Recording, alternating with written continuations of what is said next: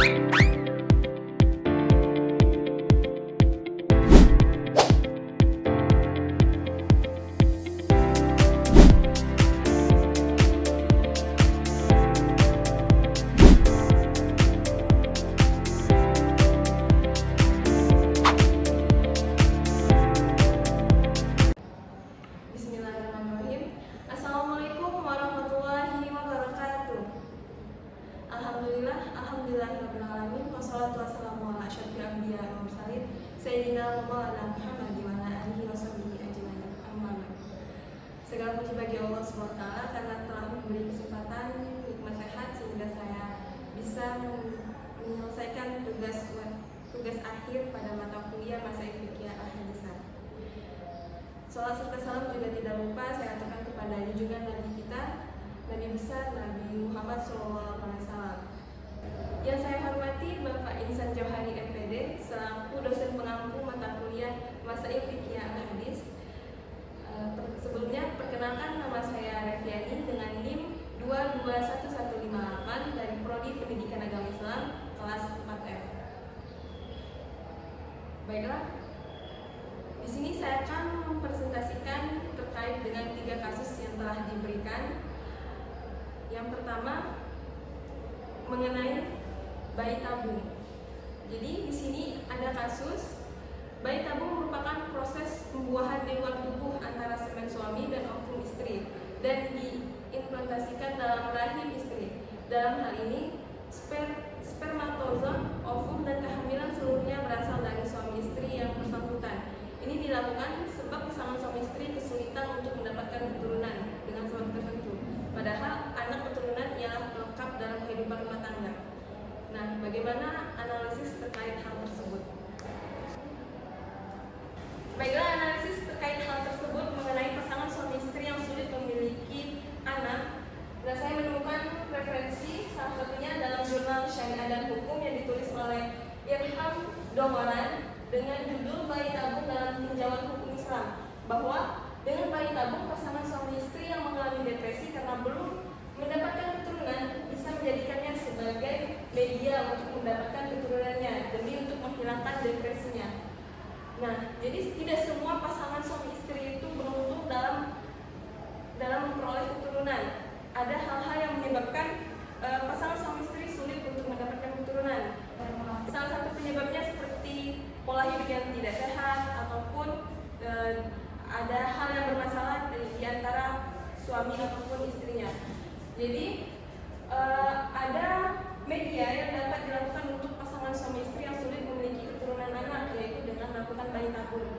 Nah, Allah juga telah menetapkan siapa yang akan mendapatkan keturunan dan siapa yang tidak mendapatkan keturunan, sebagaimana tercantum dalam surat Asy-Syura ayat 50 yang berbunyi Bismillahirrahmanirrahim.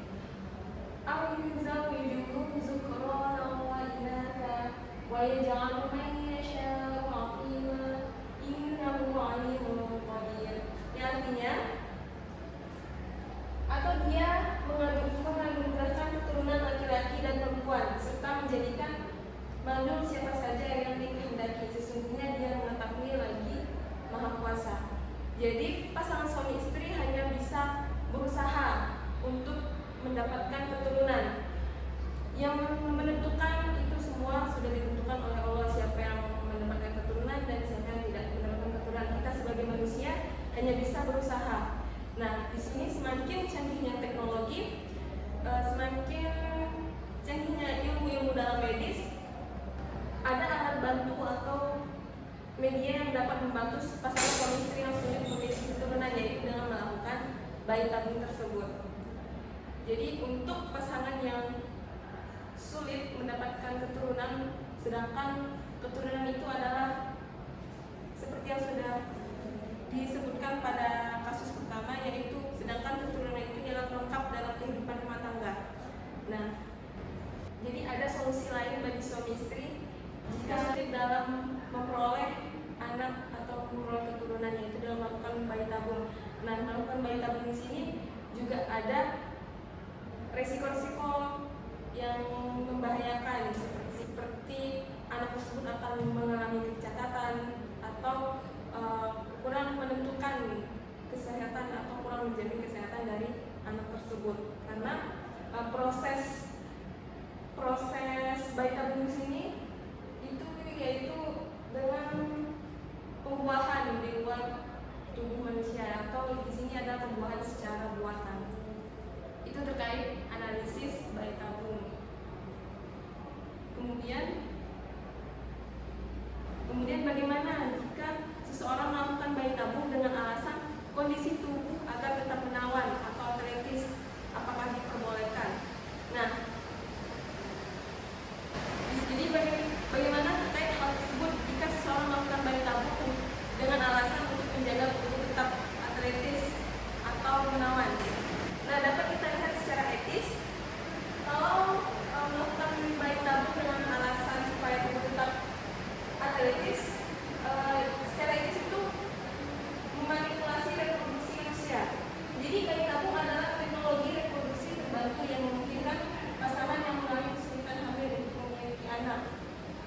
Jadi di sini dapat memanipulasi reproduksi manusia. Nah, dengan alasan untuk menjaga tubuh tetap atletis atau menawan, itu kurang disarankan karena secara medis ada beberapa faktor yang membahayakan seperti risiko kesehatan, kemudian ada ketidakpastian hasil, dan sumber daya yang terbatas. Melakukan bayi tabung tanpa alasan medis yang kuat itu juga dapat, secara medis itu dapat mengganggu kesehatan, seperti terutama pada perempuan, dapat mengalami seperti hiperstimulasi ovarium, pendarahan, dan resiko lainnya. Jadi itu sangat membahayakan bagi kesehatan karena tanpa didukung oleh alasan medis. Dan secara medis juga akan menimbulkan ketidakpastian hasil. Jadi bayi tabung di sini tidak selalu berhasil karena bayi tabung di sini tidak menjamin keberhasilan dari hasil yang diinginkan. Jadi bisa jadi ibu hamil tersebut dapat mengalami keguguran atau kelainan bawaan. Nah, kemudian sumber daya terbatas, maksudnya di sini teknologi untuk melakukan bayi tabung tersebut biayanya sangat mahal, jadi akan sulit untuk melakukan bayi tabung jika tanpa didasari oleh alasan yang kuat, apalagi dengan alasan hanya ingin menjaga tetap menawan atau atletis. Bagaimana pandangan hukum Islam dalam hal membesarkan janin semen suami dan waktu istri kepada rahim wanita lain? Jadi dalam hal ini terdapat perbedaan pendapat di antara kalangan hukum Islam. Hal ini menurut tulisan yang dibawakan oleh Syarif Zubaida, dikarenakan ada sebagian ahli yang berpendapat bahwa penyuluhan rahim atau ibu pengganti itu dikiaskan dengan ibu siswa. Jadi hal ini jika membesarkan janin di rahim wanita lain itu dapat dikiaskan dengan ibu siswa. Seperti yang dikatakan Ali Akbar mengatakan bahwa menitipkan bayi tabung pada perempuan yang punya ibunya hukumnya boleh, karena si ibu tidak terkandangnya sebab rahimnya mengalami gangguan, sedangkan menyusukan anak pada wanita lain dibolehkan dalam Islam, malah boleh digunakan, maka boleh pula memberi upah pada wanita yang meminjamkan atau menyewakan rahimnya. Nah, ini mungkin dalam buku Salim KS bayi tabung menjawab aspek hukum halaman 46. Jadi di sini dia mengatakan bahwa membesarkan janin pada ibu lain atau wanita lain itu sama halnya dengan untuk siswa. Kemudian Husin Yusuf juga memberikan komentar yang serupa dengan Ali Akbar. Dia mengatakan bahwa status anak yang dilahirkan berdasarkan titipan tetap anak yang penyelidik dari ibu yang melahirkan adalah sama dengan ibu siswa. Dan jadi status anak tersebut tetap anak dari yang ibu yang memberikan bibit tersebut. Nah, sedangkan ibu yang melahirkannya itu sama halnya dengan ibu persusuan. Kemudian ada juga para ulama yang mengatakan tidak boleh dalam membesarkan janin pada rahim wanita lain, seperti pada surat keputusan Majelis Ulama Indonesia nomor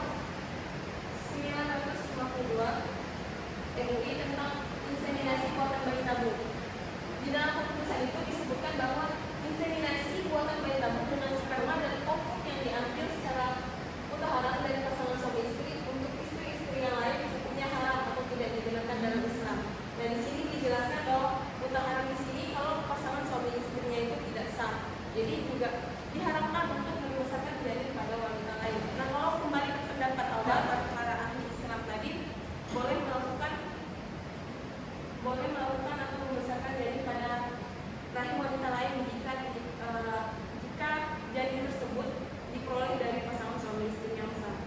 Baik, jadi terkait dengan hal tersebut, menurut pandangan hukum Islam yang membesarkan janin di wanita lain itu ada yang mengatakan boleh dan tidak boleh. Jadi kembali kepada hukum para ahli hukum Islam yang pertama tadi, dari Husain Yusuf dan Ali Akbar itu mengatakan boleh dengan mengkiaskan hukum yang telah ada, yaitu ibu persusuan. Jadi dengan hukum milad yang berbeda. Nah, ada juga yang tidak mengatakan tidak boleh dari keputusan Majelis Ulama Indonesia yang melakukan inseminasi buatan bayi tabung dengan sperma dan ovum yang diambil secara muhtaram dari pasangan suami istri untuk istri-istri yang lain hukumnya haram atau tidak dibenarkan dalam Islam. Jadi secara muhtaram di sini adalah pasangan suami istri yang tidak sah. Jadi haram juga untuk melakukan bayi tabung dan membesarkan janin di wanita lain. Jadi dari pendapat tadi bahwa dengan membesarkan janin di wanita lain ada beberapa faktor yang didapatkan, yaitu seperti kalau hanya menyusukan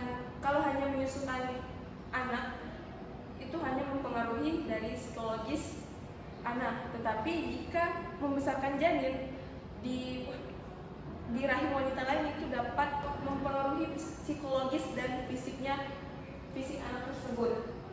Jadi itu yang dapat mempengaruhi jika membesarkan rahim di wanita lain, menurut buku dari Zubaidah yang ditulis. Kemudian terkait dengan kasus kedua, yaitu fenomena pernikahan beda agama.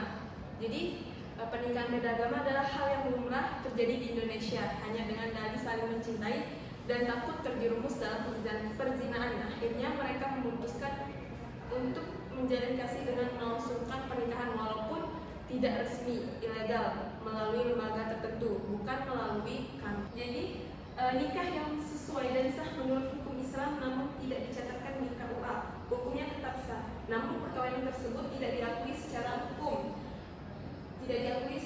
negara yang kemudian akan berdampak pada hak-hak daripada anak yang dihasilkan perkawinan tersebut. Jadi di sini nikah itu tetap sah secara agama, tetapi tidak tercatat di dalam hukum negara. Nah, jika tidak tercatat di dalam hukum negara akan berdampak pada hak-hak anak. Jadi anak akan sulit mendapatkan hak yang dihasilkan dari perkawinan tersebut jika melakukan perkawinan hanya resmi secara agama, tapi tidak resmi secara hukum negara. Jadi alangkah baiknya jika melaksanakan pernikahan dilakukan sah secara agama dan sah secara hukum negara, supaya dapat memudahkan pencatatan di kantor urusan agama dan untuk kedepannya anak-anak akan mendapat hak yang jelas karena melakukan perkawinan yang sah secara agama dan secara negara. Nah, bagaimana terkait dengan pernikahan beda agama? Apakah sah atau tidak sah? Jadi kalau menurut secara hukum pernikahan beda agama tidak sah di Indonesia. Hal ini dikarenakan yang pertama dalam Undang-Undang Perkawinan pasal 2 ayat 1 Undang-Undang Perkawinan nomor 1 tahun 1974 menyatakan bahwa perkawinan sah apabila dilakukan menurut agama masing-masing agamanya dan menurut hukum masing-masing agamanya dan kepercayaannya itu. Nah, jadi kalau berbeda agama itu sah jika masing-masing agamanya itu menyetujui jika melakukan pernikahan beda agama. Jika suatu agama tersebut menentukan hukum tidak sah menikah dengan beda agama, maka hukumnya tetap tidak sah. Jadi kembali lagi kepada masing-masing kepercayaan agamanya. Kemudian dalam pasal 8 huruf F Undang-Undang Perkawinan nomor 1 tahun 1974 melarang perkawinan antara dua orang yang mempunyai hubungan yang oleh agamanya atau peraturan lain yang berlaku dilarang kawin.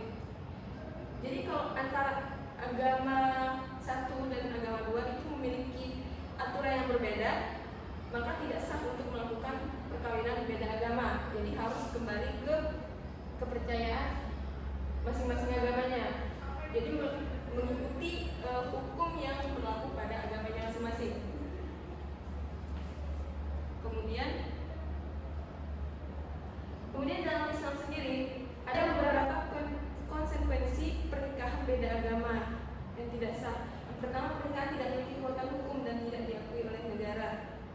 Kemudian konsekuensi selanjutnya yaitu hak dan kewajiban suami istri itu tidak diatur secara jelas karena mereka memiliki kepercayaan atau hukum masing-masing dari agama tersebut. Jadi tidak ada aturan yang secara jelas mengatur kewajiban suami dan istri. Kemudian status anak juga tidak jelas jika melakukan pernikahan yang beda agama. Jadi anak tersebut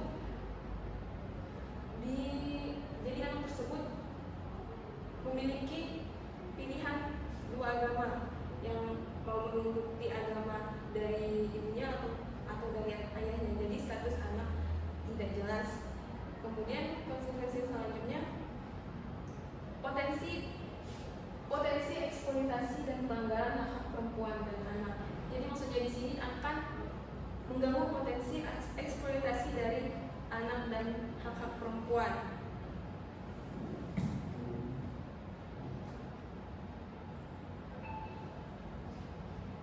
Nah, bagaimana undang-undang RI mengatur kasus nikah beda agama? Jadi dapat kita lihat pada Undang-Undang Nomor 1 Tahun 1974 tentang perkawinan mengatur tentang pernikahan di Indonesia. Pasal 2 ayat 1 undang-undang ini menyatakan bahwa perkawinan adalah sah apabila dilakukan menurut hukum masing-masing agamanya dan kepercayaannya itu. Nah, kembali lagi kepada hukum masing-masing agamanya dan kepercayaan itu. Kemudian pasal 6 ayat 1 Undang-Undang Perkawinan menyatakan bahwa perkawinan antara seorang pria dengan seorang wanita hanya sah apabila dilakukan menurut hukum masing-masing agamanya dan kepercayaannya itu. Di dalam Islam sendiri pernikahan agama tidak diperbolehkan karena sudah dijelaskan dalam Al-Quran surah Al-Baqarah ayat 221 yang artinya, dan janganlah kamu menikahi wanita-wanita musyrik sebelum mereka beriman. Sesungguhnya seorang budak perempuan yang mukmin lebih baik daripada wanita musyrik meskipun dia menarik hatimu. Dan janganlah kamu menikahkan orang musyrik dengan wanita-wanita mukmin sebelum mereka beriman. Sesungguhnya seorang budak laki-laki yang mukmin lebih baik daripada seorang laki-laki musyrik meskipun dia menarik hatimu. Mereka mengajak kepada neraka sedangkan Allah mengajak kepada surga dan ampunan dengan izinnya.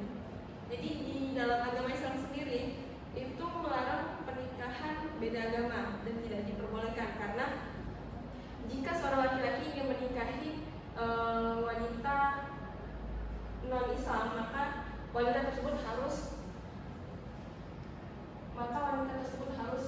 menjadi perempuan yang wanita tersebut harus beriman terlebih dahulu atau masuk Islam terlebih dahulu baru bisa dinikahi oleh laki-laki yang muslim. Nah itulah pandangan hukum Islam mengenai pernikahan yang beda agama. Kemudian lanjut ke kasus ketiga yaitu Islam membolehkan poligami dengan jumlah wanita yang tercatat. Islam membolehkan poligami dengan jumlah wanita yang terbatas dan tidak mengharuskan umatnya melaksanakan monogami mutlak dalam artian seorang laki-laki hanya boleh beristri dengan seorang saja dalam keadaan dan situasi apapun. Poligami dilakukan sebagai jalan keluar untuk mengatasi penyaluran kebutuhan seks laki-laki supaya tidak bermaksiat, zina yang dilarang Islam atau sebab lainnya seperti mengurusi bidang usaha tertentu sehingga membutuhkan istri lebih dari seorang istri. Nah, bagaimana terkait hal tersebut? Setujukah dengan poligami? Jadi, saya mengatakan tidak setuju karena dalam Undang-Undang Nomor 1 Tahun 1974 Pasal 3 ayat 1 secara tegas disebutkan dasar prinsip perkawinan adalah monogami. monogami. Pasal tersebut menyatakan pada dasarnya dalam suatu perkawinan seorang pria hanya boleh mempunyai seorang istri, seorang wanita hanya boleh mempunyai seorang suami. Namun demikian tetap ada kemungkinan untuk poligami maksimal 4 orang. Jadi di sini undang-undang di sini menjelaskan bahwa pernikahan itu hanya boleh dilakukan pernikahan di sini seorang suami hanya boleh melakukan menikahi satu istri dan istri hanya boleh menikahi satu suami. Nah, namun tetap ada kemungkinan untuk poligami tetapi dibatasi untuk maksimal orangnya, maksimal 4 orang.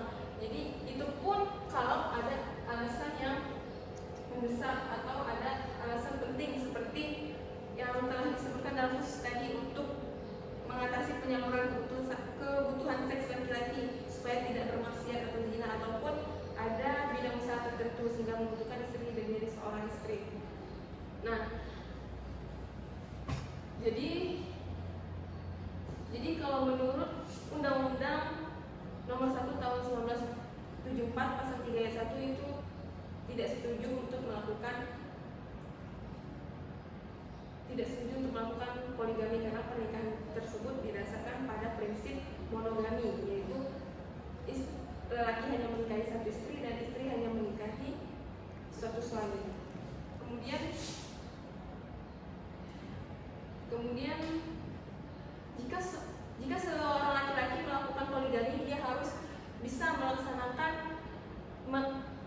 masalah keadilan. Dia harus bisa mengatasi masalah keadilan dalam melaksanakan kepemimpinan dalam rumah tangga. Dalam hal ini, itulah syariat Islam memberikan suatu gambaran bahwa poligami dapat dilakukan sejauh mungkin karena prinsip keadilannya. Nah, di sini kalau seorang laki-laki itu dapat menjamin keadilan dalam rumah tangganya, maka dia bisa melakukan poligami. Seperti yang dikatakan Muhammad Abduh dalam tafsir Al-Manar yang ditulis oleh Muhammad Rashid Ridho, meskipun agama Islam membuka jalan bagi poligami, jalan itu sangat disempitkan sehingga poligami itu hanya dapat dibenarkan dalam keadaan darurat. Nah, jadi poligami itu tidak sembarangan bisa dilakukan oleh laki-laki, tetapi harus didasarkan oleh alasan dengan keadaan yang darurat. Jadi boleh melakukan poligami jika ada keadaan yang darurat. Kemudian bagaimana pandangan hukum negara terkait poligami? Nah, ditegaskan dalam Undang-Undang Perkawinan Pasal 3 ayat 2, yaitu pengadilan dapat memberi izin kepada seorang suami untuk beristri lebih dari seorang apabila dikehendaki oleh pihak-pihak yang bersangkutan. Di sini menurut dikutip dalam bukunya Munir Fuadi, Konsep Hukum Perdata. Jadi menurut pandangan hukum negara terkait poligami itu dapat dilakukan jika mendapatkan izin dari pihak-pihak yang bersangkutan. Misalnya istri tersebut memberi izin kepada suami untuk melakukan poligami, maka hal tersebut dibolehkan. Kemudian, dan selanjutnya bagaimana pandangan hukum Islam terkait poligami? Dan sudah dijelaskan pada surah An-Nisa ayat 3 yang berbunyi fa'ankihu ma tom, yang artinya maka kawinlah wanita-wanita lain yang kamu senangi, 2, 3 atau 4. Nah, dapat kita lihat bahwa di sini Islam membolehkan untuk melakukan poligami. Tapi kembali lagi kepada hukum negara tadi, jika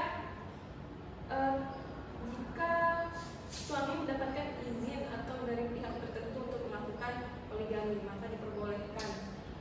Nah, kemudian dilanjut lagi pada surah An-Nisa ayat 3 yang berbunyi fa'in khiftum alla ta'dilu fawahidatan Allah walakat aimanukum, artinya kemudian jika kamu takut tidak akan dapat berlaku adil, maka kawinlah seorang saja atau budak yang kamu miliki. Nah, dapat kita simpulkan bahwa jika seorang laki tersebut ragu akan tidak bisa bersifat adil, maka jangan melakukan poligami, cukup nikahi seorang saja. Nah itu tadi penjelasan mengenai poligami menurut dari pandangan hukum negara dan hukum Islam. Jadi dibolehkan untuk melakukan poligami jika mendapatkan izin dari pihak-pihak tertentu dan seorang suami dapat melakukan keadilan untuk menjamin kesejahteraan dalam rumah tangga. Kemudian juga yang paling utama dibolehkan karena alasan-alasan darurat. Jika tidak ada alasan darurat, maka cukup melakukan monogami saja, yaitu menikahi salah satu suami atau satu istri saja.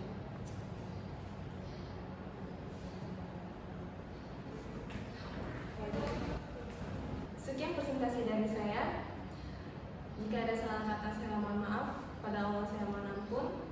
Saya akhiri, wabillahi taufiq wal hidayah. Wassalamualaikum warahmatullahi